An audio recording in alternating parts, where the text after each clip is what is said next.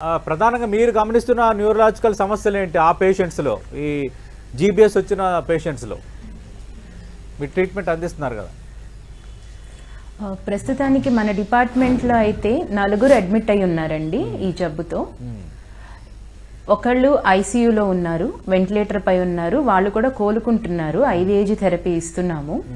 ఈరోజు last day of IVIG, ventilator మీద నుంచి కూడా వీన్ ఆఫ్ చేయాలని చూస్తున్నాం ఈరోజు. ఇంకొక పేషెంట్ ఆల్రెడీ ఐవీఐజీ థెరపీ అయిపోయి ఐసీయూ నుంచి వార్డ్కి షిఫ్ట్ అయి ఉన్నారు. ఆయన స్టేబుల్గా ఉన్నారు, ఫిజియోథెరపీ జరుగుతుంది ఆయనకి. ఒక పేషెంట్ నిన్నే డిశ్చార్జ్ అయ్యారు, నార్మల్గా ఐసీయూ నుంచి వార్డ్కి షిఫ్ట్ అయ్యి డిశ్చార్జ్ అయ్యారు. ఒక పేషెంట్ నిన్న అడ్మిట్ అయ్యారు, ప్రస్తుతానికి స్టేబుల్గానే ఉన్నారు ఆయన కూడా.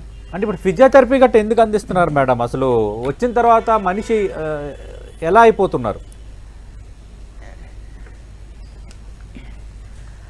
ఈ వ్యాధి లక్షణాలు వచ్చేసి సార్ చెప్పినట్టు అసెండింగ్ పారాలిసిస్ అండి. అంటే కాళ్ళల్లో మొదలయ్యి నెమ్మదిగా పైకి అసెండ్ అయ్యి చేతుల వరకు వస్తుంది.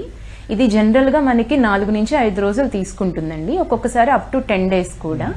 ఒకవేళ ఇది కానీ కొంచెం ఫాస్ట్గా ప్రోగ్రెస్ అయ్యి ఊపిరితిత్తుల చుట్టూ ఉన్న కండరాలు కానీ ఇన్వాల్వ్ అయితే, అంటే డయాఫ్రమ్ మజిల్స్ కానీ ఇంటర్కోస్టల్ మజిల్స్ వరకు కానీ ఇన్వాల్వ్ అయితే అప్పుడు పేషెంట్ కు ఊపిరి తీసుకోవటం ఇబ్బంది అవుతుంది. లేదు అంటే ఒక్కొక్కసారి ఆటోనమిక్ డిస్టర్బెన్స్ అంటాము. అంటే ఏంటంటే బీపీ ఫ్లక్చువేషన్ రావటము, హార్ట్ రేట్ ఫ్లక్చువేషన్ రావటము, అంటే జనరల్ గా ఒక్కొక్కసారి ఎక్కువ అవ్వటం, ఒకసారి తక్కువ అవ్వటము, దాంతోపాటు ఊపిరి తీసుకోవటంలో ఇబ్బంది రావటం. వీటన్నిటి వల్ల సడన్ గా పేషెంట్ కి వెంటిలేటర్ నీడ్ ఉండే అవకాశం ఉంటుంది. సో ఇటువంటి టైంలో పేషెంట్ కి వెంటనే వెంటిలేటర్ చికిత్స అందించకపోతే అప్పుడు అది ప్రాణాంతకం అవుతుంది. జనరల్ గా జీబీఎస్ వచ్చిన అందరి పేషెంట్స్ కి అడ్మిషన్ అవసరం లేదండి.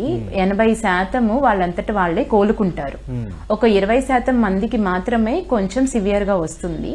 అందులో కూడా ఒక 5% మందికి మాత్రమే ఈ వెంటిలేటర్ గానీ ఇమ్యూనోగ్లోబులిన్ థెరపీ గానీ అవసరం అవుతుంది.